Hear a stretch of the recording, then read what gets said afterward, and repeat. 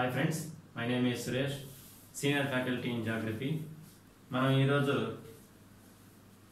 భారతదేశ భూగోళ శాస్త్రంలో గ్రూప్ 1 మెయిన్స్ కు సంబంధించి మొదటి అధ్యాయం అయినటువంటి భారతదేశ ఉనికి మరియు భౌగోళిక అమరిక దానిలో మూడవ అంశం లేదా మూడవ ప్రశ్న ఏమిటంటే భారతదేశం మరియు పాకిస్తాన్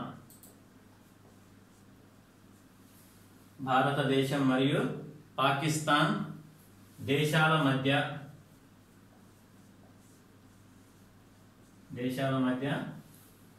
సరిహద్దుకు సంబంధించి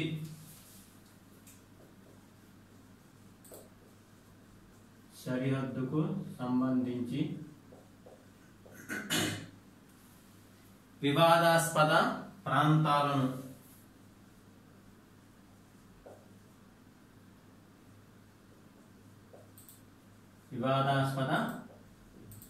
ప్రాంతాలను పేర్కొంటూ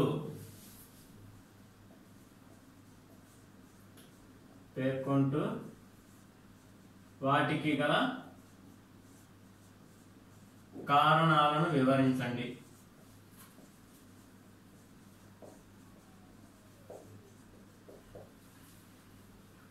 సో ఇదేంటి భారతదేశ ఉనికి మరియు భౌగోళిక అమరిక ఈ అధ్యాయంలోని మూడవ అంశం. భారతదేశం మరియు పాకిస్తాన్ దేశాల మధ్య సరిహద్దుకు సంబంధించి వివాదాస్పద ప్రాంతాలను పేర్కొంటూ వాటికి గల కారణాలను వివరించండి. సో మనం అంతకుముందు చెప్పుకున్న విధంగానే మన ఆన్సర్ ఎలా ఉండాలి, మూడిటిగా ఉండాలి. సో మొదటిది ఏంటి, ఇంట్రడక్షన్, పరిచయం, next main body, finally conclusion. So ఈ రకంగానే మనం ఈ ప్రశ్న కూడా డీల్ చేద్దాం.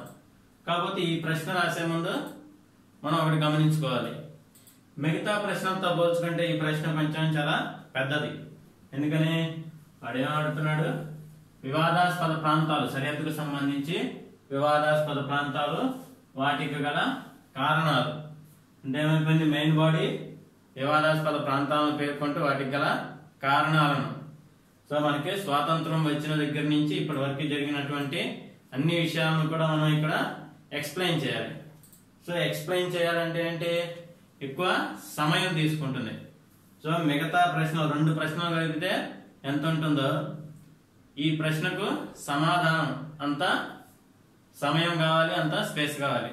సో కాబట్టి ఇలాంటి ప్రశ్నలను మనం రాసేటప్పుడు ఏం చేయాలంటే ఇలాంటి వాటిని మనం చివరిగా ఎంచుకోవాలి. అంటే మనం మిగతా ప్రశ్నలన్నింటినీ రాసేసిన తర్వాత చివరిగా ఇలాంటి ప్రశ్నలను పెట్టుకోవాలి. అంటే ఇక లాస్ట్ 10 మినిట్స్ 15 మినిట్స్ ఉన్నంగా ఇలాంటి ప్రశ్నలు పెట్టుకొని సాధ్యమైనంతగా వాటిని కుదించేయాలి.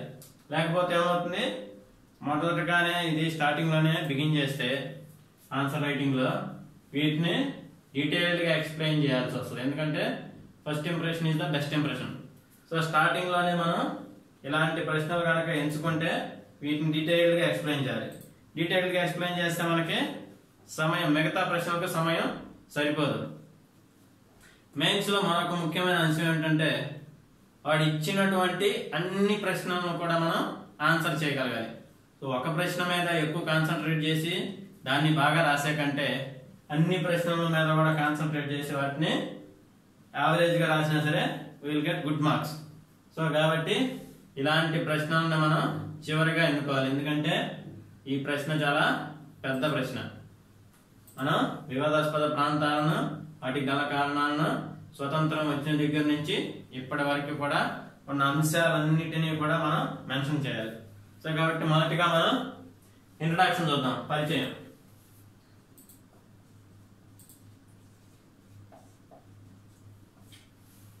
సో భారతదేశం మరియు పాకిస్తాన్ దేశాల మధ్య సరిహద్దుకు సంబంధించి వివాదాస్పద ప్రాంతాలు.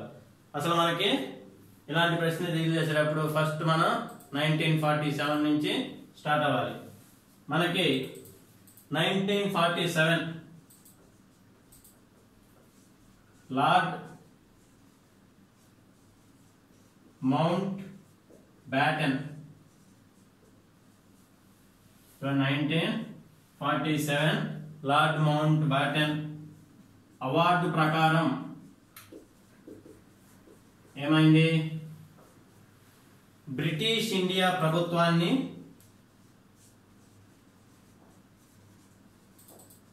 బ్రిటిష్ ఇండియా ప్రభుత్వాన్ని 2 యూనియన్లుగా విభజించారు. సో బ్రిటిష్ ఇండియాని 2 యూనియన్లుగా విభజించారు. ఏంటా యూనియన్లు? భారత్ యూనియన్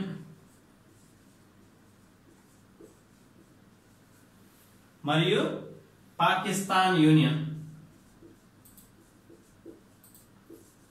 భారత్ యూనియన్ మరియు పాకిస్తాన్ యూనియన్లుగా బ్రిటిష్ ఇండియాని విభజించారు. దీని ప్రకారం 1947 లార్డ్ మౌంట్ బ్యాటన్ అవార్డు ప్రకారం. సో ఇలా విభజించే సమయానికి మన భారతదేశంలో దాదాపుగా 500 పైగా స్వతంత్ర 500 పైగా స్వతంత్ర సంస్థానాలు ఉన్నాయి.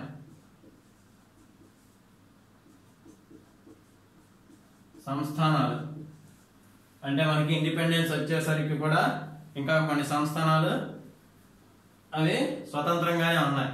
వాటి జోలికి బ్రిటిష్ ప్రభుత్వం వెళ్ళలేదన్నమాట. సో అలాంటి వాటిని సో మనకు తెలుసు కొన్ని పద్ధతులు ఉపయోగించి మన బ్రిటిష్ ప్రభుత్వం మ్యాక్సిమం దేశంలో ఉన్నటువంటి వివిధ రకాలైనటువంటి సంస్థానాలను బ్రిటిష్ ప్రభుత్వంలో విలీనం చేసేసాడు. కానీ మన సిపాయి తిరుగుబాటు వల్ల ఏమైంది? వాళ్ళు కొంచెం జాగ్రత్త పడి మనకి సపోర్ట్ గా మన ఇండియాలోనే కొన్ని సంస్థానాలు ఉండాలి అని డిసైడ్ అయ్యి కొన్ని సంస్థానాల జోలికి వెళ్ళలేదు. వాటిని అలాగే వదిలేశారు.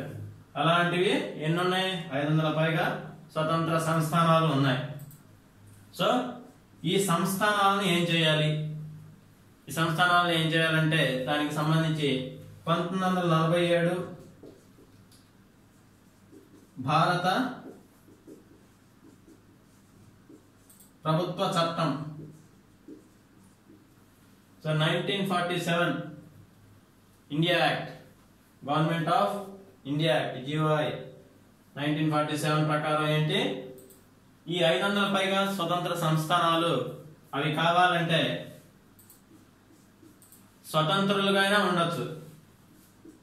సో అవి స్వతంత్రులుగా ఉండొచ్చు అంటే యూనియన్ లో కావాల్సిన అవసరం లేదు. అవి స్వతంత్రంగా ఉండొచ్చు. లేదా భారత్ లో గాని, భారత్ యూనియన్ లో గాని, పాకిస్తాన్ యూనియన్ లో గాని అవి విలీనం కావచ్చు.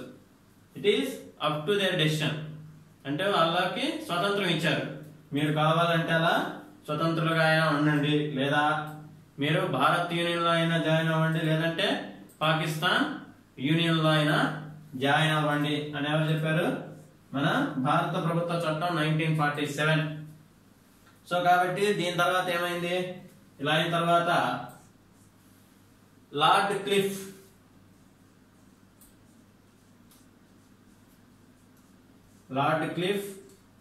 Award. So lord cliff award ప్రకారం మన భారతదేశం మరియు పాకిస్తాన్ దేశాల మధ్య సరిహద్దు గీయబడింది. సో మన భారతదేశం మరియు పాకిస్తాన్ దేశాల మధ్య సరిహద్దును దేని ఆధారంగా గీశారు? లార్డ్ క్లిఫ్ అవార్డు ఆధారంగా గీశారు అన్నమాట. సో ఇలా గీసిన తర్వాత ఇది ఎప్పుడు జరిగింది? 1947లో. 1947 లార్డ్ క్లిఫ్ అవార్డు ప్రకారం పాకిస్తాన్ మరియు భారతదేశాల మధ్య సరిహద్దు రేఖను గీశారు. తర్వాత 1971లో 1971లో ఏం జరిగింది? పాకిస్తాన్ భూభాగంలో భాగమైనటువంటి తూర్పు పాకిస్తాన్ అంటే ఈస్ట్ పాకిస్తాన్, తూర్పు పాకిస్తాన్ ఏమైంది? తూర్పు పాకిస్తాన్ పాకిస్తాన్ నుండి విడిపోయి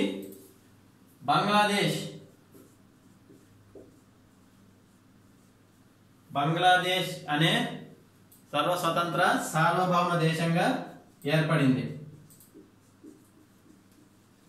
సో 1947 నుంచి 71 వరకు బంగ్లాదేశ్ అనేది మన పాకిస్తాన్ రాజ్యంలోనే ఒక భాగంగా ఉండేది. కానీ 1971లో బంగ్లాదేశ్ పాకిస్తాన్ నుంచి విడిపోయి ఎలా ఏర్పడింది? సపరేట్ సార్వభౌమ స్వతంత్ర దేశంగా ఏర్పడింది. ఇలా ఏర్పడటం వల్ల ఏమైందంటే మనకి లార్డ్ క్లిఫ్ రేఖే అటు పాకిస్తాన్కి మరియు ఇటు బంగ్లాదేశ్కి. సో లార్డ్ క్లిఫ్ రేఖ ఏమైపోయింది? భారత్కి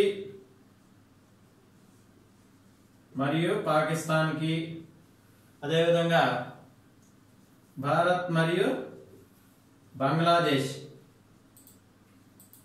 బంగ్లాదేశ్కి సరిహద్దు రేఖగా ఉంది. ఇది మన పరిచయం. సో పరిచయంలో మనం ఏమేమి పాయింట్స్ మెన్షన్ చేస్తున్నాం? 1947 లార్డ్ మౌంట్ బ్యాటెన్ అవార్డు ప్రకారం బ్రిటిష్ ఇండియాని 2 యూనియన్లుగా విభజించారు. అవేంటి? భారత్ యూనియన్ మరియు పాకిస్తాన్ యూనియన్. అలా విభజించే సమయానికి మన దేశంలో 500 పైగా స్వతంత్ర సంస్థానాలు ఉన్నాయి. సో 1947 భారత ప్రభుత్వ చట్టం ప్రకారం ఈ సంస్థానాలు అన్ని స్వతంత్రులుగా అయినా ఉండొచ్చు, లేదా అవి భారత్ పాక్ లో విలీనం కావచ్చు. సో 1947 లార్డ్ క్లిఫ్ అవార్డు ప్రకారం పాకిస్తాన్ మరియు భారత్ల మధ్య సరిహద్దు నిర్ణయించబడింది. దాన్ని మనం లార్డ్ క్లిఫ్ రేఖ అంటాం. సో 1971లో పాకిస్తాన్ లోనే భాగమైనటువంటి తూర్పు పాకిస్తాన్ ఏమైంది? ఆ పాకిస్తాన్ నుంచి విడిపోయి ఒక సపరేట్ దేశంగా ఏర్పడింది. దాన్ని మనం బంగ్లాదేశ్ అంటాం. అలా ఏర్పడడం వల్ల ఏమైంది? భారత్కు మరియు పాకిస్తాన్కి, భారత్ మరియు బంగ్లాదేశ్కి లార్డ్ క్లిఫ్ రేఖే సరిహద్దుగా ఉంది. ఇది మన పరిచయం. ఇప్పుడు మనం మెయిన్ బాడీలోకి వెళ్దాం. ప్రధాన భాగం అంటే ఏంటి? వివాదాస్పద ప్రాంతాలు. సో మన ఇంట్రొడక్షన్ కంప్లీట్ చేసుకున్నాం. ఇప్పుడు మెయిన్ బాడీలోకి వెళ్ళబోతున్నాం. భారత్ మరియు పాకిస్తాన్లకు సంబంధించి వివాదాస్పద ప్రాంతాలు ముఖ్యంగా 3 ఉన్నాయి. వివాదాస్పద ప్రాంతాలు. సో భారత్ మరియు పాకిస్తాన్లకు సంబంధించి వివాదాస్పద ప్రాంతాలు 3 ఉన్నాయి. అవేంటంటే మొట్టమొదటిగా సర్క్రీక్.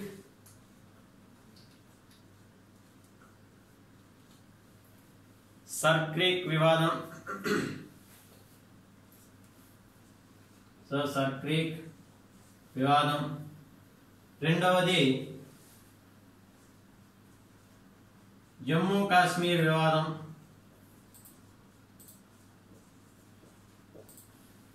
సో జమ్మూ కాశ్మీర్ వివాదం. మూడవది సియాచిన్ వివాదం. సియాచిన్ ప్రాంతం యొక్క వివాదం. సో ముఖ్యంగా మనకి ప్రస్తుతం ఉన్నటువంటి సిచ్యువేషన్ లో ఏంటంటే వివాదాస్పద ప్రాంతాలు పాకిస్తాన్ మరియు భారత్ కి 3. సర్క్రీక్ వివాదం, జమ్మూ కాశ్మీర్ వివాదం మరియు సియాచిన్ వివాదం. మొదటిగా మనం సర్క్రీక్ వివాదం ఏంటో చూద్దాం. So first one is Sir Creek వివాదం. సో ఈ వివాదం ఏమిటి అసలు మొట్టమొదటిగా క్రీక్. క్రీక్ అంటే ఏంటి? క్రీక్ అంటే ఒక చిన్న సముద్ర పాయ.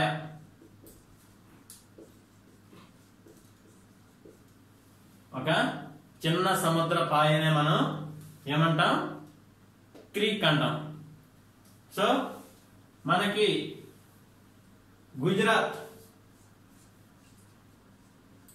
గుజరాత్ లోని Rann of Kutch. So Rann of Kutch మరియు పాకిస్తాన్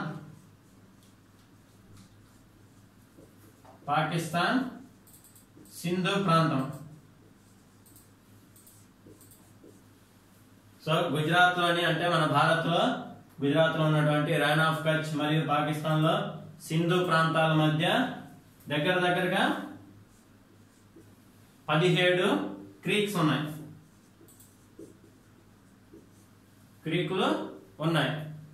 సో మనకి ఈ 17 క్రీక్స్ లో ఇందాక చెప్పుకున్న విధంగా లార్డ్ క్లిఫ్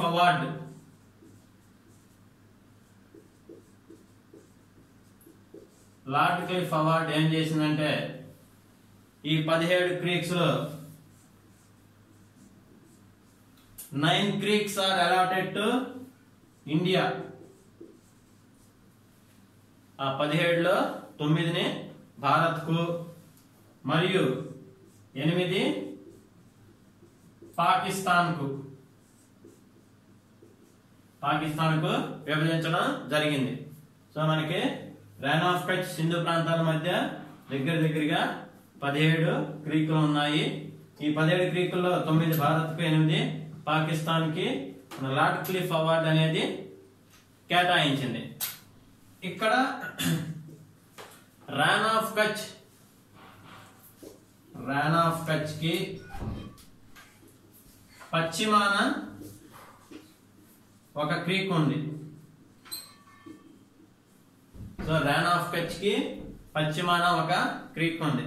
ఆ క్రీక్ ని మనం ఏమంటామంటే సర్ క్రీక్ అంటాం. సో ఆ క్రీక్ ని మనం సర్ క్రీక్ అని అంటాం. ఈ సర్ క్రీక్ అనేది 96 కిలోమీటర్ల పొడవైన ఈ సర్ క్రీక్ అంటే 96 కిలోమీటర్ల పొడవైన చిత్తడి నేలలతో కూడినటువంటి నేలలు, మార్షీ ల్యాండ్స్. సో అంటే తడిగా ఉంటాయి అన్నమాట. చిత్తడి నేలలతో కూడినటువంటి చీలిక భూభాగం.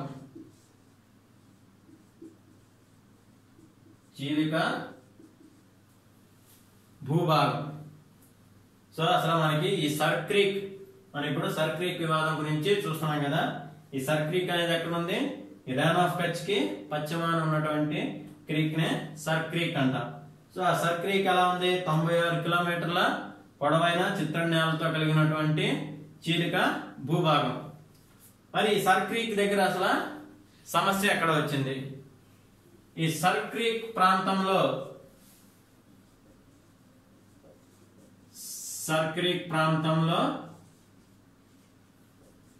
సముద్ర మట్టం అంటే సీ లెవెల్, సముద్ర మట్టం అనేది కాన్స్టెంట్ గా ఉండట్లేదు, నిలకడగా లేదు. సముద్ర మట్టం అనేది కొన్నిసార్లు ఏమో పెరుగుతుంది, కొన్నిసార్లు ఏమో తగ్గుతుంది. ఇలా హెచ్చు తగ్గులకు కంటిన్యూస్ గా లోనవుతుంది. తరచుగా ఈ సముద్ర మట్టం అనేది సర్ క్రీక్ ప్రాంతంలో పెరుగుతూ తగ్గుతూ ఉండటం వల్ల లార్డ్ క్లిఫ్ అవార్డ్ అనేది ఈ సర్ క్రీక్ ప్రాంతాన్ని భారత్ కు మరియు పాకిస్తాన్ కి మధ్య విభజన చేయలేకపోయింది. సో అంతే కదా, ఒక పర్టికులర్ నిలకడగా ఉంటే ఒక భూభాగం ఇది, ఈ భూభాగం ఇది, ఇటువైపు భూభాగం తనది అని చెప్పొచ్చు. కానీ ఇక్కడ కంటిన్యూస్ గా ఏమవుతుంది? ఒకసారి పెరుగుతుంది, ఒకసారి తగ్గుతూ ఉంది. ఇలా తగ్గుతూ పెరుగుతూ ఉండటం వల్ల ఇది విభజన చేయడానికి వీలవ్వలేదు. అందుకని లార్డ్ క్లిఫ్ అవార్డ్ అనేది దీన్ని విభజించలేకపోయింది. Lord Cliff award unable to divide this place.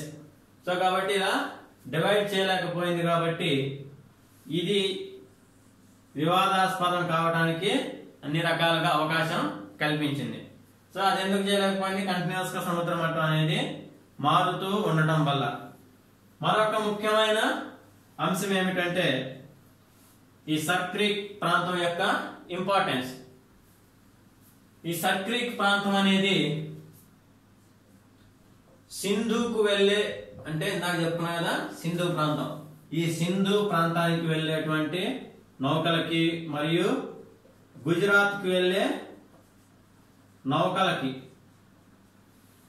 So సింధుకు వెళ్ళే నౌకలకు మరియు గుజరాత్కు వెళ్ళే నౌకలకు ఈ సర్ క్రీక్ ప్రాంతం అనేది ముఖద్వారంగా ఉంది. ముఖద్వారం అంటే ఏంటి? సింధు ప్రాంతంలోకి ఎంటర్ అవ్వాలన్నా కానీ దీని నుంచే వెళ్ళాలి. గుజరాత్ లోకి వెళ్ళాలన్నా సరే నౌకలు ఆ సముద్ర ప్రాంతం నుంచి ఎటువైపు వెళ్ళాలి? ఈ సర్ క్రీక్ ప్రాంతం గుండానే వెళ్ళాలి. ఇది ఇంపార్టెన్స్. ఎప్పుడైనా కానీ రెండు కంట్రీస్ కొట్టుకుంటున్నాయి అంటే ఏంటి? ఏదొక ఇంపార్టెన్స్ ఉంటేనే, అంతే కదా. ఏం దాని ఇంపార్టెన్స్ ఏం లేకపోతే ఎవరు కాదు, ఎవరు పట్టించుకోదాన్ని. దాని ఇంపార్టెన్స్ ఇక్కడ ఉంది. ఏంటది? అది సింధుకి వెళ్ళే నౌకలకి మరియు గుజరాత్కి వెళ్ళే నౌకలకి ఇదే ఒక ముఖద్వారం లాగా ఉంది. అంతేకాకుండా దీనికి తోడు ఇక్కడ చమురు, ముడి చమురు మరియు సహజ వాయువుల నిక్షేపాలు ఉన్నాయి. Crude oil and natural gas. So ఇక్కడ ముడి చమురు మరియు సహజ వాయువుల నిక్షేపాలు ఉన్నాయి. ఇంకేముంది? చాలు ఇది. సో ఇక్కడ ముడి చమురు ఉంది, నా సహజ వాయువు ఉంది. ఇప్పుడు అన్ని అంటే energy resources. All countries are after energy resources. ఎందుకంటే ఎనర్జీ రిసోర్సెస్ ఇంపార్టెన్స్ చాలా పెరిగింది కాబట్టి ఇక్కడ ముడి చమురు ఉంది, సహజ వాయువు ఉన్నాయి. సో కాబట్టి అన్ని దేశాలు కూడా మాకే కావాలి అంటే అలాంటి ప్రాంతాలు. ఇక్కడ ఈ సర్ క్రీక్ ప్రాంతం ఇప్పుడు 1917 వరకు 1971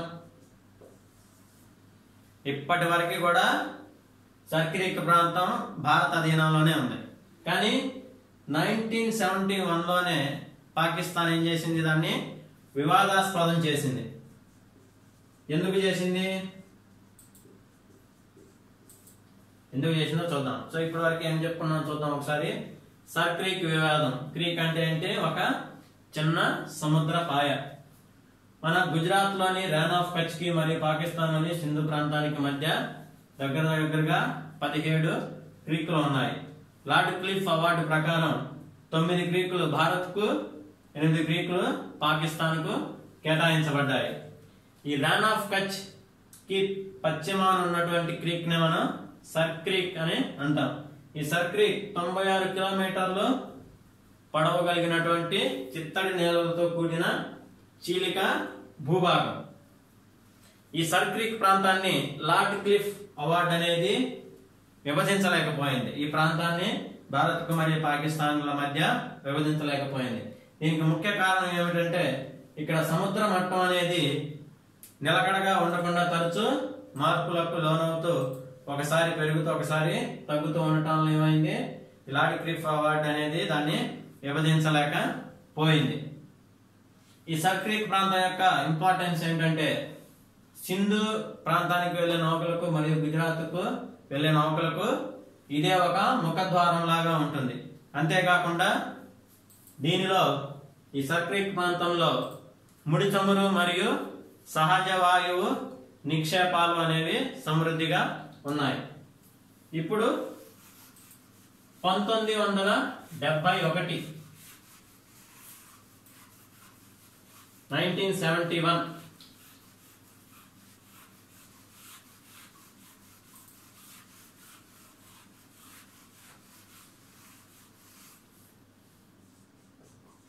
సో 1971 వరకు పాకిస్తాన్ దీనికి సంబంధించి ఎలాంటి అభ్యంతరం తెలపలేదు. పాకిస్తాన్ మౌనంగానే ఉంది, దీనికి సంబంధించి ఎలాంటి అభ్యంతరాలు వ్యక్తపరచలేదు. కానీ 1971 నుంచే అది అభ్యంతరాలు వ్యక్తపరుస్తూ ఈ ప్రాంతాన్ని వివాదాస్పదం చేసింది. ఎందుకు చేసి ఉండిద్ది? సో గెస్ చేయగలరా? ఎందుకంటే 1971లో ఏమైంది? తూర్పు పాకిస్తాన్ నుంచి విడిపోయి బంగ్లాదేశ్ గా ఏర్పడింది. సో తూర్పు పాకిస్తాన్ నుంచి విడిపోయి బంగ్లాదేశ్ గా ఏర్పడింది. అలా బంగ్లాదేశ్ గా ఏర్పడటంలో ఇండియన్ ఆర్మీ పాత్ర ఉంది. సో భారత సైన్య పాత్ర ఉందనే నెపంతో, అంటే ఏంటి, నా భూభాగాన్ని నా నుంచి విడదీస్తావా అంటే ఆ సమయంలో మన ఇండియన్ ఆర్మీ హెల్ప్ చేసింది బంగ్లాదేశ్ ఏర్పడడంలో.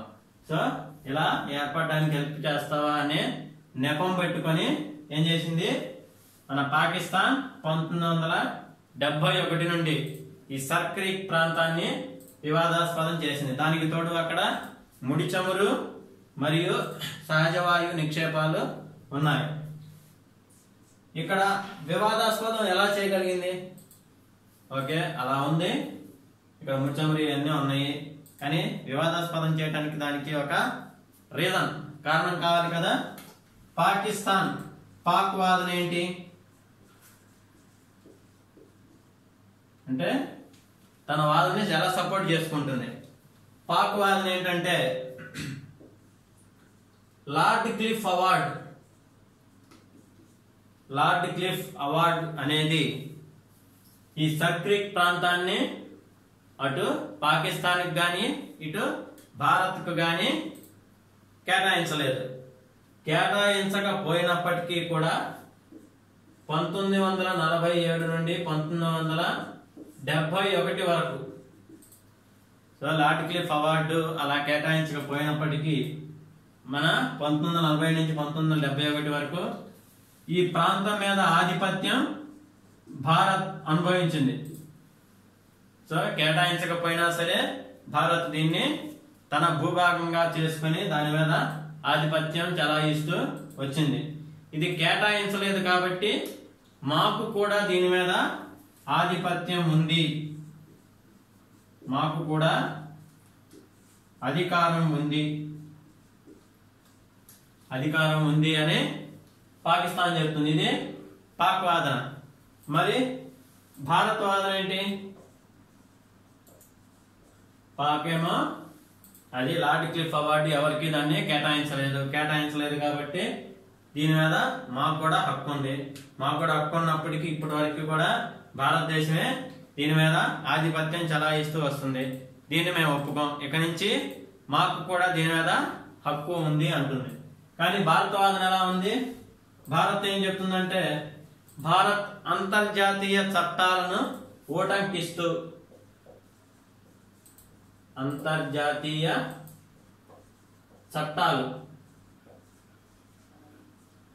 చట్టాలను ఉటంకిస్తూ అంటే అంతర్జాతీయ చట్టాలను చూపిస్తూ ఇదిగో చూడండి ఈ చట్టాల్లో ఎలా ఉందంటే ఒకే భౌగోళిక లక్షణాలు కలిగి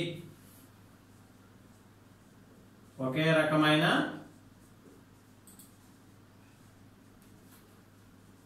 భౌగోళిక లక్షణాలు కలిగి అది అవిచ్ఛిన్నమైన భూభాగం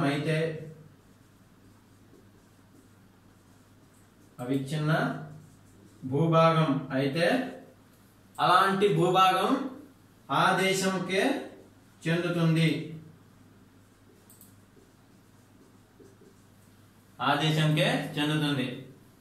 అంటే భారత వాదన అంతర్జాతీయ చట్టాల ప్రకారం ఏంటంటే ఒకే రకమైన భౌగోళిక లక్షణాలు కలిగి అవిచ్ఛిన్నమైన భూభాగం అయితే ఆ భూభాగం అంతా ఆ దేశం భూభాగంకే చెందుతుంది. ఇప్పుడు మీరు రాన్ ఆఫ్ కచ్ తీసుకున్నట్లయితే రాన్ ఆఫ్ కచ్ ఇది ఎక్కడ మన గుజరాత్ లో ఉంది. అదేవిధంగా సర్ క్రీక్ దీనికి పక్కనే ఉంది, పశ్చిమాన ఉంది. ఈ రాన్ ఆఫ్ కచ్ లో భౌగోళిక లక్షణాలు ఏంటి? ఈ రాన్ ఆఫ్ కచ్ లో కూడా మనం చిత్తడి నేలలే ఉంటాయి. ఇందాక చెప్పుకున్న విధంగా సర్ క్రీక్ కూడా ఏంటి? చిత్తడి నేలలతోనే కూడి ఉంది. అంటే రాన్ ఆఫ్ కచ్ యొక్క భౌగోళిక లక్షణాలు మరియు సర్ క్రీక్ యొక్క భౌగోళిక లక్షణాలు ఒకటే. అంతేకాకుండా ఇది కంటిన్యూస్ గా పక్క పక్కనే ఉన్నాయి కాబట్టి ఈ సర్ క్రీక్ కూడా భారతదేశానికే చెందుతుంది అనేది మన భారతదేశం యొక్క వాదన. సో ఇది ఇలా ఉండగా ఏమైందంటే 1999లో ఈ సర్ క్రీక్ ప్రాంతం గుండా పాక్ విమానం వెళ్తుంది. సో 1999లో ఇలా పాకిస్తాన్ తన వాదన చెప్పింది, భారత్ తన వాదన చెప్పింది. అలా రెండు ఉండగా 1999లో సర్ క్రీక్ ప్రాంతం పై గుండా ఏమైంది? పాకిస్తాన్ విమానం అనేది వెళ్తుంది. సో పర్మిషన్ లేకుండా వేరే దేశం యొక్క భూభాగం పైనుంచి గనక విమానాలు వెళ్తే ఆ విమానాలని కూల్చివేయే అధికారం ఒక సార్వభౌమ దేశానికి ఉంటుంది. సో ఆ లాస్ ను దృష్టిలో పెట్టుకుని భారతదేశం ఏం చేసింది? అలా మన పర్మిషన్ లేకుండా మన ప్రాంతం గుండా వెళ్తుంది కాబట్టి భారతదేశం ఆ పాక్ విమానాన్ని కూల్చివేసింది. సో ఇది పాక్ విమానం కూల్చివేత. సో పాక్ విమానం కూల్చివేస్తే ఇంకేం చేస్తుంది? దీనికి ప్రతిగా పాకిస్తాన్ కూడా ప్రతీకార చర్య తీసుకుంటుంది.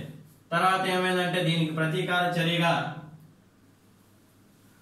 పాక్ ప్రభుత్వం ఈ సర్ క్రీక్ ప్రాంతం పైన ఎగురుతున్నటువంటి భారత హెలికాప్టర్ పై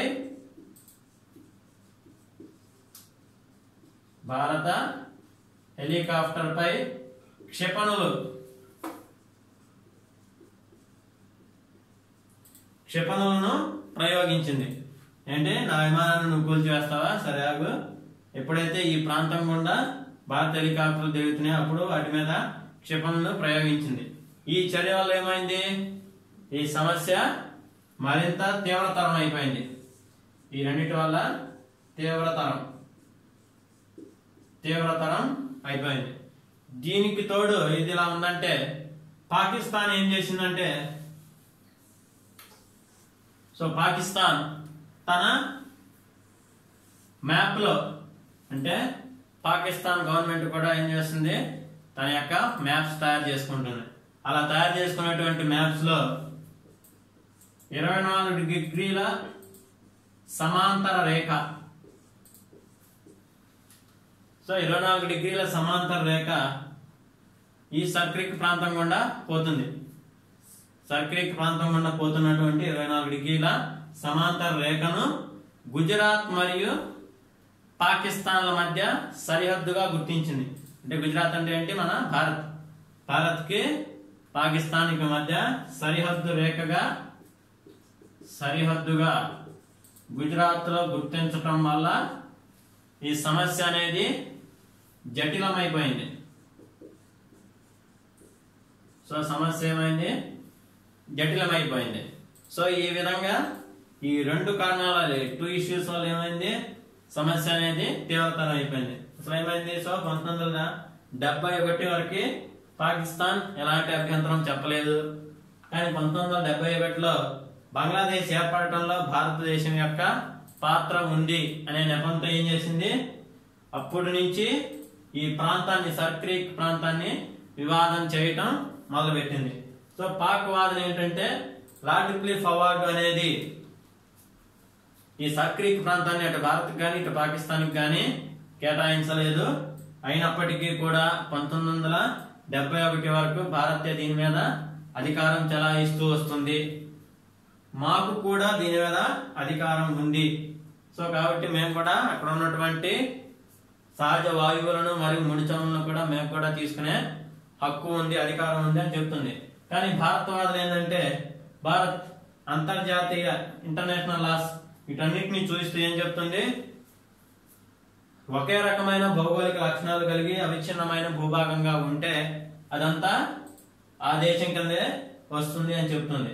సో ఇక్కడ రాన్ ఆఫ్ కచ్, సర్క్రీక్ అనేవి ఒకే రకమైనటువంటి భౌగోళిక లక్షణాలు కలిగి ఉన్నాయి, అంటే చిత్తడి నేలలు కలిగి ఉన్నాయి, కలిగి ఉండి అవి కంటిన్యూస్ స్ట్రెచ్ గా ఉన్నాయి కాబట్టి అది ఇండియాకే చెందుతాయి అని అలా భారతవాదన చెప్పింది. ఇదిలో ఉండగా ఏమైంది, 1999లో పాక్ విమానం సర్క్రీక్ ప్రాంతం గుండా వెళ్తూ ఉంటే అది పర్మిషన్ లేకుండా వెళ్తుంది కాబట్టి దాన్ని భారత ప్రభుత్వం కూల్చివేసింది. దీనికి ప్రతీకారంగా ఈ ప్రాంతం మీద మాకు కూడా హక్కు ఉంది, ఇది మాదే అని భారత్ చెప్పడం, పాకిస్తాన్ చెప్పడం వల్ల భారత్ హెలికాప్టర్ ఈ ప్రాంతం గుండా వెళ్తున్నప్పుడు ఏమవుతుంది, క్షిపణులను ప్రయోగించింది. దీనివల్ల సమస్య అనేది తీవ్రతరం అయింది. తరువాత ఈ పాకిస్తాన్ ప్రభుత్వం ఏం చేసిందంటే 24 డిగ్రీల సమాంతర రేఖను మన సర్క్రీక్ ప్రాంతం గుండా పోతున్నటువంటి 24 డిగ్రీల సమాంతర రేఖను గుజరాత్ లో సరిహద్దుగా తన మ్యాప్ లో చూయించుకుంది. సో దీనివల్ల ఏమైంది అంటే ఈ సర్క్రీక్ ప్రాంతం తన కిందే పెట్టేసుకున్నట్లు మ్యాప్ లో చూయించుకుంటుంది. దీనివల్ల సమస్య అనేది జటిలమైపోయింది. సో ప్రస్తుతానికి వీటిని చర్చల ద్వారా చర్చించుకొని పరిష్కరించుకోవాలని అనుకుంటున్నారు. ఇది మొదటి వివాదం. సో సరిహద్దుకు సంబంధించి మొదటి వివాదం. ఇక ఎంతో ఫేమస్ అయినటువంటి రెండవ వివాదం ఏంటి, వివాద ప్రాంతం జమ్మూ అండ్ కాశ్మీర్.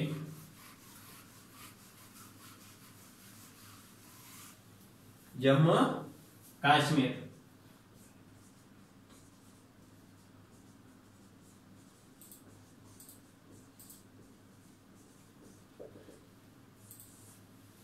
జమ్మూ కాశ్మీర్ వివాదం.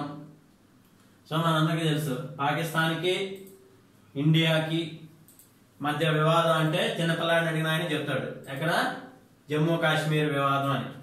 సో ఈ జమ్మూ కాశ్మీర్ వివాదం అనేది అసలు ఎక్కడ మొదలైంది, పునాదులు ఎక్కడ పడ్డాయి, పునాదులు ఈ వివాదానికి ఎక్కడ పడ్డాయంటే మన 1947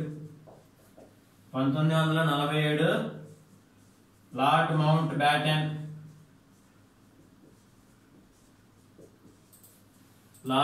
బ్యాటన్ అవార్డు మరియు 1947 భారత ప్రభుత్వ చట్టం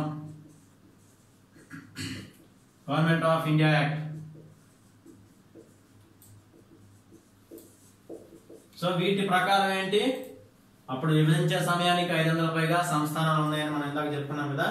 సో ఈ 500 సంస్థానాలు అనేవి అవి కావాలంటే స్వతంత్రులుగా అయినా ఉండవచ్చు, లేదా పాకిస్తాన్ యూనియన్ లో గాని లేదా భారత్ యూనియన్ లో గాని విలీనం కావచ్చు అని ఈ భారత ప్రభుత్వ చట్టం లార్డ్ మౌంట్ బ్యాటన్ అవార్డులు అనేవి చెప్తున్నాయి. సో వీటిని అవకాశంగా తీసుకొని ఏం చేసింది, పాకిస్తాన్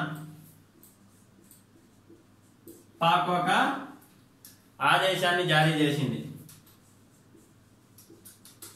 ఏంటి ఆదేశం? సో పాకిస్తాన్ ప్రకారం ఏమిటంటే ఉన్నటువంటి సంస్థానాలు, ఈ స్వతంత్ర సంస్థానాలు 700 బాగా ఉన్నాయని చెప్పుకున్నాం కదా. సో ఏ సంస్థానాల్లో అయితే ముస్లిం జనాభా అధికంగా ఉందో, ముస్లిం జనాభా అధికంగా ఉందో ఆ ప్రాంతాలు అన్ని, ఆ సంస్థానాలు అన్ని పాక్ లో వచ్చి విలీనం అవ్వాలి అని ఆదేశాన్ని జారీ చేసింది. సో ఏదైనా సంస్థానంలో కనుక ముస్లిం పాపులేషన్ డామినేషన్ గా ఉంటే, ఎక్కువ ముస్లిం పాపులేషన్ ఉంటే వాళ్ళు ఏం చేయాలి, ఆ సంస్థానాలన్నీ వచ్చి పాక్లో విలీనం కావాలి అని చెప్పి ఆదేశం జారీ చేసింది. కానీ ఈ ఆదేశానికి ఏ సంస్థానం నుంచి రెస్పాన్స్ లేదు, అంటే ఏ సంస్థానం కూడా స్పందించలేదు. సో దీనికి ప్రతిగా ఏం చేసింది, పాకిస్తాన్ తన పొరుగునే ఉన్నటువంటి జమ్మూ కాశ్మీర్ మీద, జమ్మూ కాశ్మీర్ని 1947 అక్టోబర్ 22న దురాక్రమణకు పాల్పడింది. అంటే వెళ్ళి, సో నేను చెప్తున్నా కానీ ఎవరు రావట్లేదు, నేను చెప్తున్నా ఇక్కడ ఒక పక్క ఆదేశం జారీ చేశాను. సో వచ్చి ముస్లిం జనాభా ఎక్కువగా ఉన్నటువంటి సంస్థానాలన్నీ వచ్చి పాకిస్తాన్లో విలీనం కావాలి అని, కానీ ఎవరు వచ్చి జాయిన్ కావట్లేదు. ఏం చేసింది తర్వాత వెంటనే పక్కనే జమ్మూ కాశ్మీర్ ఉంది పాకిస్తాన్కి. జమ్మూ కాశ్మీర్లో ముస్లిం పాపులేషన్ అనేది ఎక్కువ డామినేటింగ్, కానీ ఇక్కడ రూలర్ వచ్చేసి పాలించే అతను మహారాజా జైసింగ్. సో ఈయనేమో హిందూ, ఈ మొత్తం పాపులేషన్ ఎక్కువ ముస్లిం. సో మహారాజా జైసింగ్ ఏం చేశాడంటే, పరాక్రమం అంటే అటాక్ చేసి బలవంతంగా తనలో విలీనం చేసుకోవడానికి ట్రై చేసినప్పుడు ఈ మహారాజా జైసింగ్ వచ్చి భారతదేశాన్ని సహాయాన్ని అర్థించాడు. సో భారతదేశం దగ్గరికి వచ్చి నాకు కొంచెం హెల్ప్ చేయండి, నేను స్వతంత్రంగానే ఉందామనుకున్నాను, కానీ పాకిస్తాన్ వచ్చి దురాక్రమణ చేస్తుంది, సో కాబట్టి హెల్ప్ చేయండి అని అడిగితే భారతదేశం హెల్ప్ చేసింది. అంటే వాళ్ళని తరిమి కొట్టేసింది, తిప్పి పంపించేసింది. అలా మనకి పునాదులు అనేవి పడ్డాయన్నమాట. జమ్మూ కాశ్మీర్ వివాదం ఎక్కడ మొదలైందంటే ఇదిగో ఇక్కడ మొదలైంది. మహారాజా జైసింగ్ వచ్చి భారతదేశాన్ని సహాయం అర్థించడంతోనే మనకి ఈ వివాదం అనేది మొదలైందన్నమాట. సో కాబట్టి ఇంకేం చేసింది, ఈ వివాదాన్ని పరిష్కరించాలని చెప్పి భారత్ ఐక్యరాజ్య సమితిని కోరింది. ఐక్యరాజ్య సమితి, యునైటెడ్ నేషన్స్ ఆర్గనైజేషన్. సో ఈ ఐక్యరాజ్య సమితిని కోరగా భారత్ కోరింది. భారత్ వెళ్ళి దాఖలా ఈ జమ్మూ కాశ్మీర్ విషయంలో పాకిస్తాన్కి భారత్కి వివాదాలు వస్తున్నాయి కాబట్టి కొంచెం వచ్చి ఈ సమస్యను పరిష్కరించండి అని చెప్పి యుఎన్ అని కోరితే యుఎన్ ఏం చేసిందంటే United nations commission on India and Pakistan, United nations commission on India and Pakistan అనే స్పెషల్ కమిటీని ఏర్పాటు చేసింది. స్పెషల్ కమిటీ, ఇలా స్పెషల్ కమిటీని ఏర్పాటు చేసి అదేం చేసిందంటే ప్రస్తుతం జమ్మూ కాశ్మీర్లో ఏ ఏ ప్రాంతాల్లో అయితే మన పాకిస్తాన్ మరియు భారతదేశం యొక్క సైన్యాలు ఉన్నాయో ఆ ప్రాంతాలలో cease fire, line of cease fire line అంటే సో ఇమీడియట్ గా కమిషన్ వేసేసింది. కమిషన్ వేసి ముందు ఒక ఆర్డర్ పాస్ చేసేసింది. ఎక్కడైతే భారత సైన్యం మరియు పాకిస్తాన్ సైన్యం జమ్మూ కాశ్మీర్ లో ఎదురెదురుగా ఉన్నాయో ఆ ప్రాంతాలలో సీజ్ ఫైర్ అంటే కాల్పులు జరుపుకోకూడదు, కాల్పుల విరమణ, కాల్పులు జరపకూడదు. ఇక్కడ కాల్పులు జరపకుండా ఉండి తరువాత భవిష్యత్తులో మేము దీన్ని ప్లెబిసైట్ అంటే మనకి పార్టీలో వస్తుంది. సో ప్రజల యొక్క అభిప్రాయం తెలుసుకుని దాని ప్రకారం మేము భవిష్యత్తులో ప్లెబిసైట్ కండక్ట్ చేసి దాని ద్వారా ఈ సమస్యను పరిష్కరిస్తాము అని చెప్పారు. దీనికి భారత్ అభ్యంతరం తెలిపింది.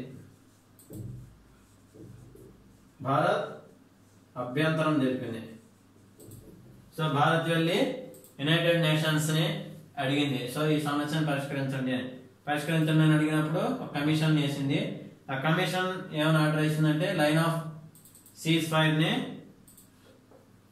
అమలు చేయండి మరియు భవిష్యత్తులో ప్లెబిసైట్ ని కండక్ట్ చేసి ఈ సమస్యను మేము పరిష్కరిస్తాము అని చెప్తే, ప్లెబిసైట్ అనగానే భారత్ తనకి అభ్యంతరం వ్యక్తం చేసింది.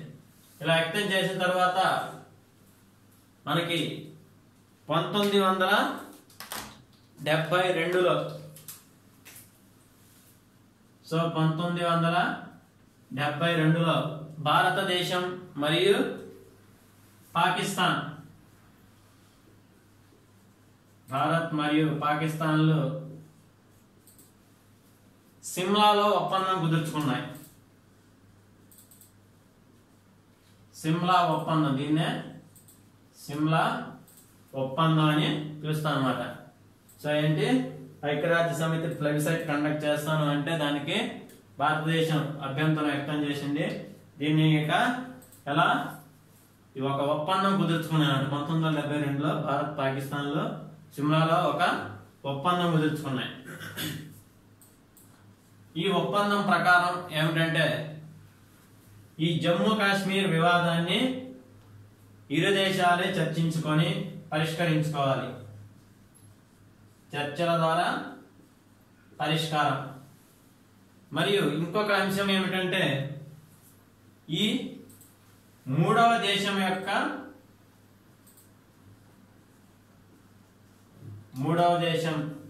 యొక్క మధ్యవర్తిత్వం ఉండకూడదు.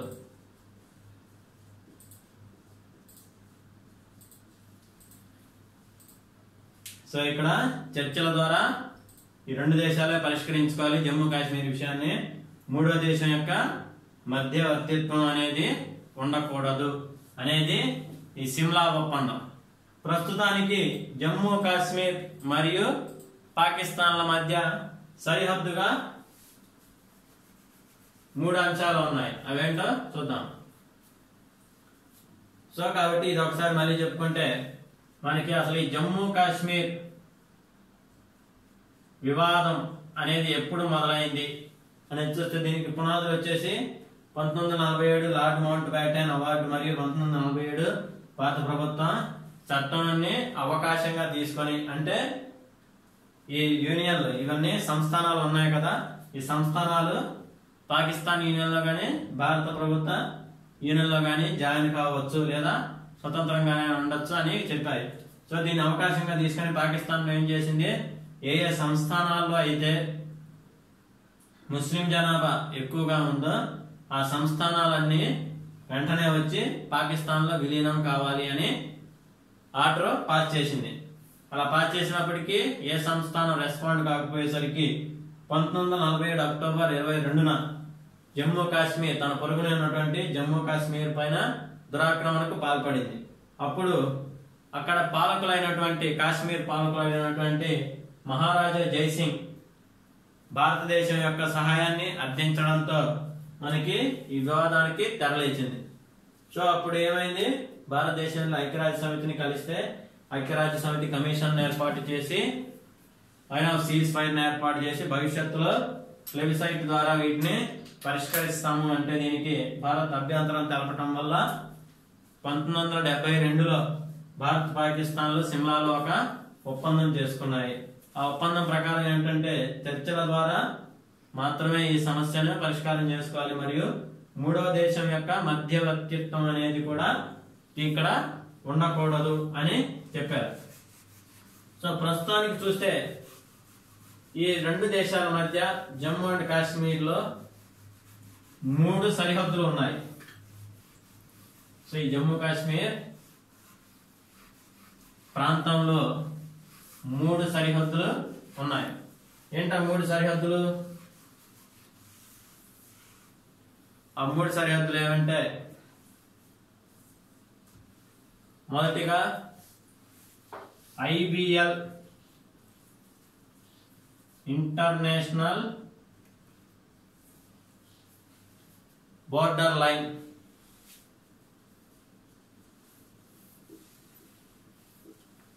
దీన్నే అంతర్జాతీయ సరిహద్దు రేఖ.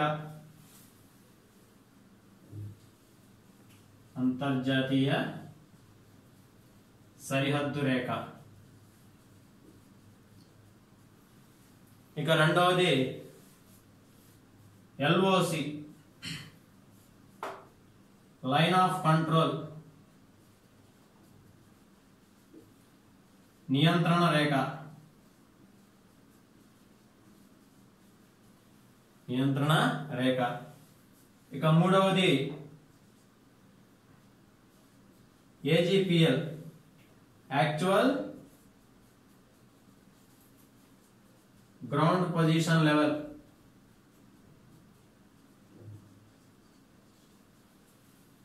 సో ప్రస్తుతానికి జమ్మూ కాశ్మీర్ కి మరియు భారత్ కు మధ్య 3 సరిహద్దులు, జమ్మూ కాశ్మీర్ కి సంబంధించి 3 సరిహద్దులు ఉన్నాయి. సో ఇది ఐబిఎల్ ఎక్కడి నుంచి ఎక్కడికి ఉంది అనేది మనం కనుక చూసినట్లయితే, మన ఐబిఎల్ అంతర్జాతీయ సరిహద్దు రేఖ జమ్మూ కాశ్మీర్లోని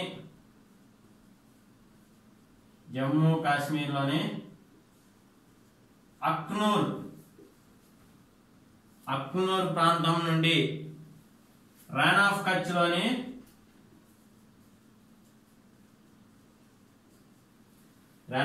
లో పిల్లర్ నంబర్ 1175 వరకు కూడా మనకి ఉన్నదాన్ని మనం ఏమంటాం, అంతర్జాతీయ సరిహద్దు రేఖ అంటాం. మరి లైన్ ఆఫ్ కంట్రోల్, నియంత్రణ రేఖ ఎక్కడ ఉంది? నియంత్రణ రేఖ అనేది మనకి జమ్మూ కాశ్మీర్లోని పూంచ్ ప్రాంతం నుంచి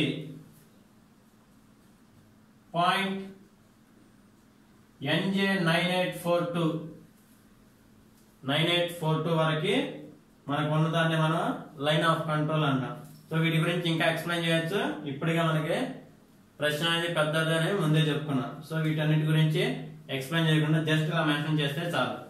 సో లైన్ ఆఫ్ కంట్రోల్ ఎక్కడి నుంచి ఉంది? పూంచ్ నుండి పాయింట్ NJ 9842 వరకు ఉంది. మరి ఏజీపీఎల్ ఎక్కడి నుంచి ఉంది? ఏజీపీఎల్ అనేది పాయింట్ NJ 9842 నుండి కారాకోరం ప్రాంతంలో, కారాకోర శ్రేణిలో ఉన్నటువంటి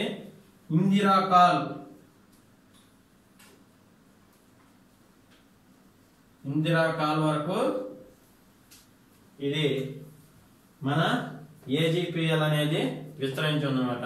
సో ప్రస్తుతానికి ఈ మూడు సరిహద్దులు జమ్మూ కాశ్మీర్ ఉన్నటువంటి పాకిస్తాన్ మరియు భారత్లకు సరిహద్దులుగా ఉన్నాయి. ఇప్పుడు మనం వీటిని మ్యాప్ లో చూద్దాం. సో ఒక డయాగ్రామ్ గీస్తే ఎఫెక్టివ్ గా ఉంటుంది కాబట్టి అర్థం చేసుకోవడానికి సింపుల్ గా ఉంటుంది. ఇప్పుడు మనం ఒక మ్యాప్ చూసి దానిలో ఇందాక గుర్తించినటువంటి సర్క్రీక్ ప్రాంతాన్ని మరియు ఈ మూడు సరిహద్దులను కూడా ఒకసారి గమనిద్దాం. సో ఇందాక మనం చెప్పుకున్నట్లుగా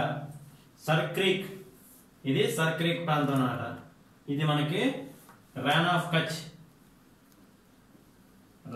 కచ్ ప్రాంతం, గుజరాత్ లో ఉన్నటువంటి రాన్ ఆఫ్ కచ్. ఇక్కడేంటి, ఇది పిల్లర్ నంబర్ 1175. సో మనకి రాన్ ఆఫ్ కచ్ కి సింధు ప్రాంతానికి మధ్య సర్క్రీక్ ఉంది అని చెప్పాం. అదే విధంగా ఇప్పుడు ప్రస్తుతానికి జమ్మూ అండ్ కాశ్మీర్ లో మన భారత్ కు పాకిస్తాన్ కి మధ్య ఉన్నటువంటి 3 సరిహద్దుల గురించి చెప్పుకున్నాం. ఒకటేంటి, ఇంటర్నేషనల్ బోర్డర్ లైన్, అంతర్జాతీయ సరిహద్దు రేఖ. అది ఎక్కడి నుంచి ఉంది? ఇక్కడ జమ్మూ కాశ్మీర్ లోని అఖ్నూర్ ప్రాంతం నుంచి ఇది పై భాగం అంతా కూడా పాక్ ఆక్యుపైడ్ కాశ్మీర్. ఈ ప్రాంతాన్ని అన్నింటినీ కూడా పాకిస్తాన్ ఆక్యుపై చేసేసింది. సో ఇక్కడ నుంచి అఖ్నూర్ నుంచి ఈ గుజరాత్ రాన్ ఆఫ్ కచ్ లో పిల్లర్ నంబర్ 1175 వరకు మనకి ఇంటర్నేషనల్ బోర్డర్ లైన్, అంతర్జాతీయ సరిహద్దు రేఖ. అదేవిధంగా కాశ్మీర్లో పూంచ్ నుంచి పాయింట్ ఎన్జే 9842 వరకు ఏంటి లైన్ ఆఫ్ కంట్రోల్ ఎల్ఓసి నియంత్రణ రేఖ. మరియు ఈ ఎన్జే 9842 నుంచి కారాకోరంలోని ఇందిరా కాల్ వరకు ఉన్నటువంటి రేఖ ఏంటి AGPL actual ground position level. ఇది ఈ మూడు ప్రాంతాలు కూడా మనకి సరిహద్దులుగా ఉన్నాయి పాకిస్తాన్ కి మరియు భారత్ కు జమ్మూ కాశ్మీర్ కి సంబంధించి.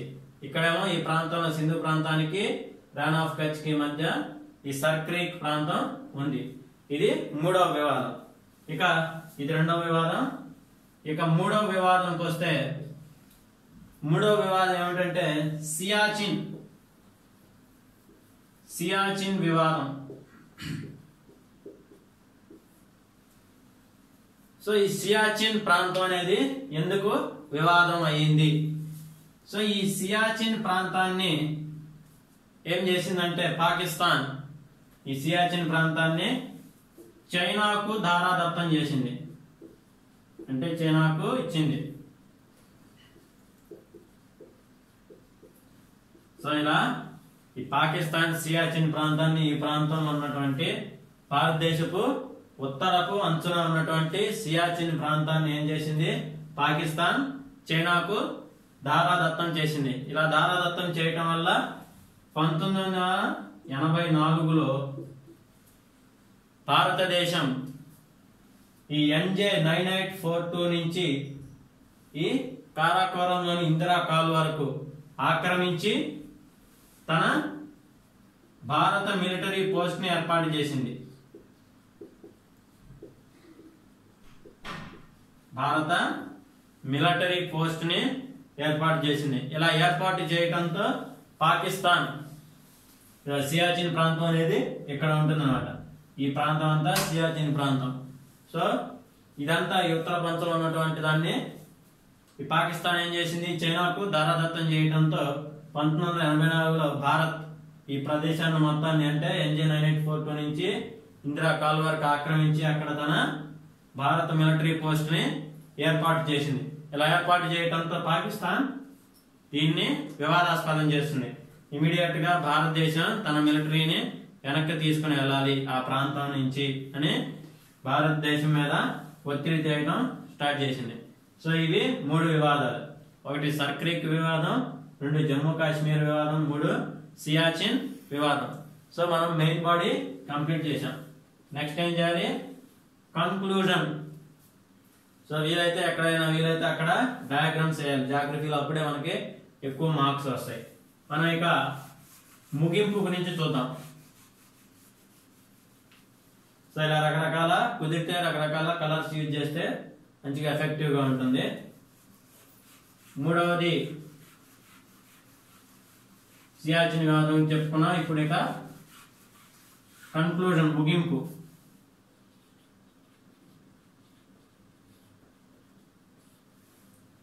ముగింపు ఏమిటంటే పైన చెప్పుకున్నటువంటి మూడు ప్రాంతాల గుండా, మూడు వివాదాస్పద ప్రాంతాల గుండా పాకిస్తాన్ ఏం చేస్తుందంటే సీమాంతర ఉగ్రవాదం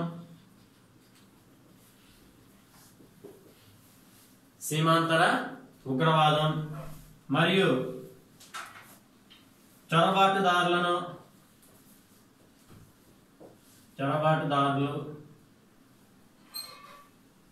మరియు మాదక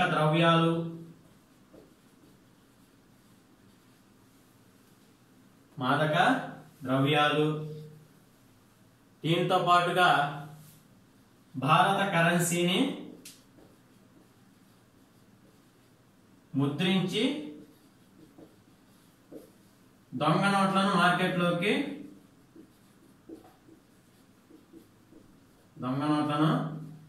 మార్కెట్లోకి విడుదల చేస్తుంది. సో అది భారతదేశంలో సీమాంతర ఉగ్రవాదాన్ని ప్రోత్సహిస్తుంది. చొరబాటుదారులను మాదక ద్రవ్యాలను కూడా ఎంకరేజ్ చేస్తూ ఏం చేస్తుంది, వీటన్నిటి వల్ల ఏమవుతుంది, ఈ రకంగా భారతదేశం యొక్క ఆర్థిక రక్షణ వ్యవస్థను దెబ్బతీయటం. సో ఒక దేశం స్టెబిలైజ్డ్ గా ఉండి స్ట్రాంగ్ కంట్రీగా ఉండాలంటే ఏముండాలి? దానికి ముఖ్యంగా ఆర్థిక బలం ఉండాలి, రక్షణ బలం ఉండాలి. ఈ రెండు చాలా ఇంపార్టెంట్. మనకి USA powerful country. USA powerful country ఎందుకైందంటే అది ఆర్థికంగా బలమైన కంట్రీ, అదేవిధంగా రక్షణ పరంగా కాక డిఫెన్స్ పరంగా కూడా చాలా బలమైన కంట్రీ. అందుకే అది స్ట్రాంగెస్ట్ కంట్రీ అయింది. ఒక దేశాన్ని నిర్వీర్యం చేయాలంటే ఏ రెండింటి మీద దెబ్బ కొట్టాలి? ఆర్థికంగా దెబ్బ కొట్టాలి మరియు రక్షణ పరంగా దెబ్బ కొట్టాలి. ఇక్కడ సీమాంతర ఉగ్రవాదం ద్వారా ఏం చేస్తుంది? రక్షణ పరంగా దెబ్బ కొడుతుంది. అదేవిధంగా మాదక ద్రవ్యాలు చొరబాటుదారులను కూడా రక్షణ పరంగా. చివరిగా కరెన్సీని ముద్రించి దొంగ నోట్లను మార్కెట్లోకి విడుదల చేస్తుంది. దీనివల్ల ఏంటి నష్టం? ఆర్థిక పరంగా నష్టం. సో అందుకే మనకి demonetisation, so Modi government introduce చేసినటువంటి డిమానిటైజేషన్ కూడా దీన్ని లక్ష్యంగా పెట్టుకుంది. సో కాశ్మీర్ లో ఉగ్రవాదాన్ని తగ్గించాలంటే మనకి ఈ డిమానిటైజేషన్ అప్పుడు ఏమైంది? పెద్ద పెద్ద నోట్లన్నీ రద్దయిపోయినప్పుడు ఈ మన జమ్మూ కాశ్మీర్ లో ఉగ్రవాదులందరికీ ఏం చేశారంటే అక్కడ ఉన్నటువంటి పిల్లలకి వాళ్ళకి వీళ్ళకి పాకిస్తాన్ ప్రభుత్వం ఏం చేసేది? డబ్బులు ఇచ్చి వాళ్ళని అక్కడ ఉన్నటువంటి ధర్నాలు వీటిలో పాల్గొనేలా చేసేది. సో ఎప్పుడైతే డిమానిటైజేషన్ వచ్చి ఈ నోట్లన్నీ రద్దయిపోయినాయో మీరు కనుక గమనించినట్లయితే కొంతకాలం వరకు ఆ జమ్మూ కాశ్మీర్ లో మనకి ఎటువంటి అల్లర్లు లేవు. ఎందుకని లేవు? ఈ పాకిస్తాన్ ప్రభుత్వం నోట్లు ఇవ్వడానికి లేదు, ఎందుకంటే ఇవన్నీ క్యాన్సిల్ అయిపోయినాయి కాబట్టి. సో అలా కొంతవరకు మనం అక్కడ ఉగ్రవాదాన్ని తగ్గించగలిగాం. సో ఈ విధంగా ఈ అన్ని దారుల ద్వారా ఏం చేస్తుంది పాకిస్తాన్ ప్రభుత్వం? ఆర్థికంగా రక్షణ పరంగా కూడా భారత్ను నిర్వీర్యం చేసి ఏం చేద్దామని చివరిగా జమ్మూ కాశ్మీర్ ని తన దేశంలో విలీనం చేసుకోవాలని చూస్తుంది. విలీనం చేయాలని చేస్తుంది అనమాట. సో ఒక పక్కేమో భారతదేశం ఏం చేస్తుంది? రెండు దేశాల మధ్య విశ్వాసాన్ని కాన్ఫిడెన్స్ బిల్డింగ్ మెజర్స్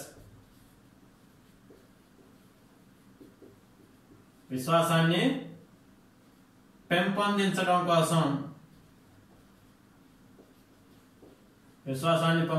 కోసం భారత్ ట్రై చేస్తూ ఉంటే పాకిస్తాన్ తన చర్యల ద్వారా ఏం చేస్తుంది? భారత్ యొక్క స్ఫూర్తిని దెబ్బతీస్తుంది. సో పక్కన భారతదేశం ఇద్దరం చర్చల ద్వారా చేసుకున్నాం, తర్వాత ఆర్థిక వాణిజ్య వ్యాపార సంబంధాలు మెరుగుపరుచుకుందామని భారత్ చెప్తూ ఉంటే ఇంకో పక్క పాకిస్తాన్ సరే అని చెప్పేసి వెనకదారుల నుంచి ఈ పనులన్నీ చేస్తుంది. సో ఇవన్నీ చేయడం వల్ల ఏమవుతుంది? భారత్ యొక్క స్ఫూర్తి దెబ్బతింటుంది అనమాట. సో ఈ విధంగా మనం ఇంట్రొడక్షన్ మెయిన్ బాడీ కన్క్లూజన్ చెప్పాలి. సో ముగింపు ఇంకోసారి చెప్పుకుందాము. పాకిస్తాన్ పైన చెప్పినటువంటి 3 వివాదాస్పద ప్రాంతాల గుండా సీమాంతర ఉగ్రవాదం, చొరబాటుదారులు, మాదక ద్రవ్యాలు, భారత కరెన్సీని ముద్రించి దొంగ నోట్లను మార్కెట్లో విడుదల చేయడం ద్వారా భారతదేశం యొక్క ఆర్థిక రక్షణ వ్యవస్థలను నిర్వీర్యం చేసి చివరిగా జమ్మూ కాశ్మీర్ ను తన దేశంలో విలీనం చేసుకోవాలని చూస్తుంది. ఒకవైపేమో భారతదేశం కాన్ఫిడెన్స్ బిల్డింగ్ మెజర్స్ మీద దృష్టి పెడుతుంది. అంటే రెండు దేశాల మధ్య విశ్వాసాన్ని పెంపొందించడం కోసం భారతదేశం ప్రయత్నిస్తూ ఉంటే ఇంకో పక్క పాకిస్తాన్ ఇలా చేయటం ద్వారా భారత్ యొక్క స్ఫూర్తిని దెబ్బతీస్తుంది. సో ఇది మన భారత్ మరియు పాకిస్తాన్ల వివాదాస్పద ప్రాంతాలు. మనం తర్వాతి క్లాసులో భారత్ మరియు చైనాకు ఉన్నటువంటి వివాదాస్పద ప్రాంతాల గురించి చూద్దాం. Thank you.